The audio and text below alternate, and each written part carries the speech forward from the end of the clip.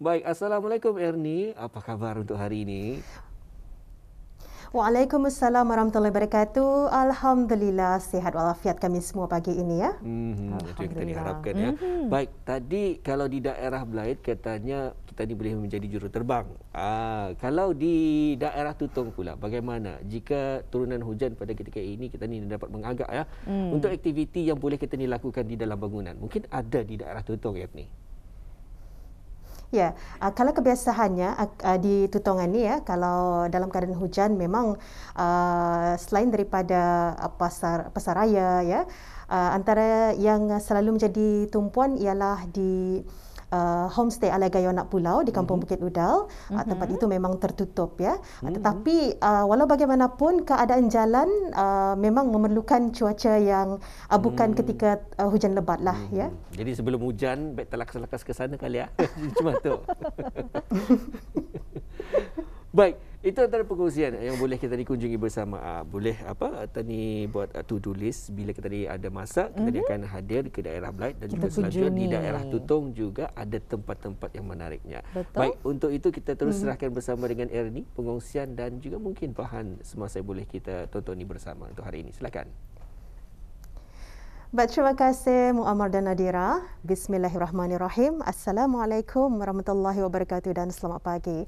Alhamdulillah audio kita dipertemukan pagi ini seperti biasa untuk berkongsi antara maklumat yang kita terima. Selain itu juga satu bahan visual akan kami sediakan ya. Baik, saya maklumkan dulu audio mengenai info penutupan sementara bekalan elektrik yang akan berlaku pada 12 Jun 2022. Iaitu kawasan yang terlibat ialah di Mes Pegawai Feeder Pillar IMRS dan sebahagian kawasan Tutong Camp disebabkan oleh kerja-kerja penyelenggaraan Transformer 1, Transformer 2 dan Ring Main Unit di Stesen Kecil Elektrik Tutong Camp 3 ya, Camp 3. Kerja-kerja berkenaan akan dilaksanakan pada pukul 8 pagi sehingga 12 tengah hari. Jadi ini ada makluman mengenai penutupan sementara bekalan elektrik yang akan berlaku pada 12 Jun 2022. Baik, untuk seterusnya audio kita beralih menyaksikan bahan visual yang kami sediakan pagi ini.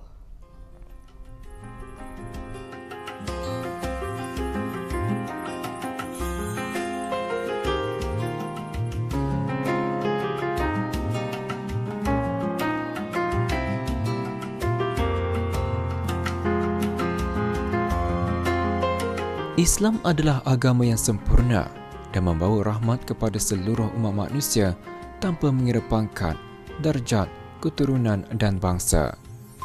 Kesempurnaan dan kelestarian Islam amat terserlah melalui layanan terhadap semua makhluk Allah Subhanahu Wa Taala di muka bumi ini menerusi hukum hakam dan perundangan yang dibawa.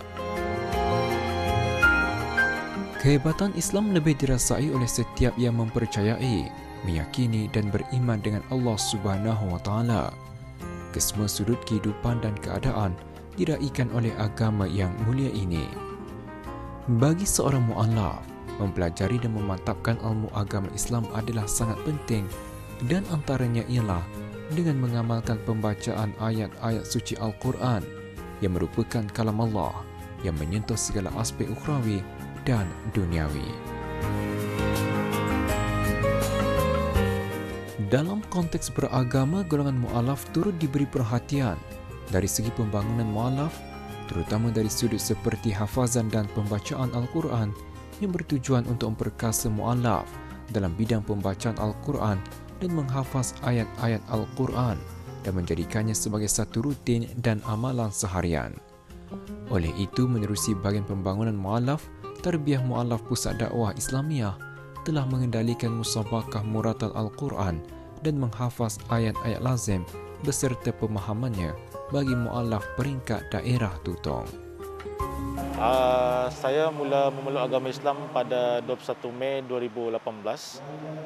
Sekarang sudah dalam 4 tahun lah macam tu. Bagi saya masih memerlukan dorongan pembimbing yang mahu membawai rasa kami sebagai seorang mu'alaf yang masih lagi dalam proses pembelajaran Al-Quran, mengenal huruf apa semua, tajwid apa. Jadi Alhamdulillah di mana masa ini saya masih ada kelompok grup lah dan juga family yang masih lagi mau sesi kongsi sama dalam pembelajaran Al-Quran itulah. Bagi saya sendiri, saya masih mengamalkan pembelajaran yang dari mula, dari macam sekolah rendah membuat itulah.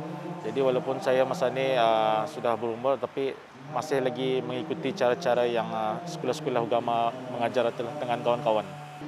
Sebenarnya jikalau kita ni memahami maksud ayat-ayat itu, sudah tentu tani merasa apa yang sudah tercipta dan juga terlaksananya dengan ayat-ayat suci itu, insyaAllah tani dapat meluaskan lagi pemikiran tani tentang dunia akhirat dan juga duniawian ni masa ni.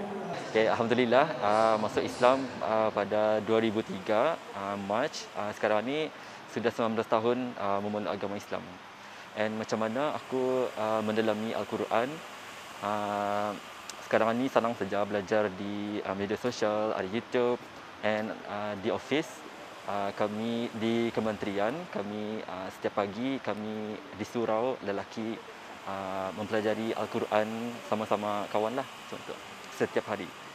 Kebaikan membaca Al-Quran yang membuatkan hati kita ni tenang. Selain itu dapat mendekatkan diri dengan Allah. Dan juga dapat mendalami pembelajaran Al-Quran lebih mendalam, seperti melancarkan, and kalau boleh lagi satu hari nanti memahami ayat-ayatnya tu, supaya kita ni dapat menghayati ayat Al-Quran itu lebih mendalam lagi lah, insyaAllah. Bismillahirrahmanirrahim. Saya mula memasuki agama Islam pada 25 September 2011. InsyaAllah tahun ini 11 tahun sudah memasuki agama Islam.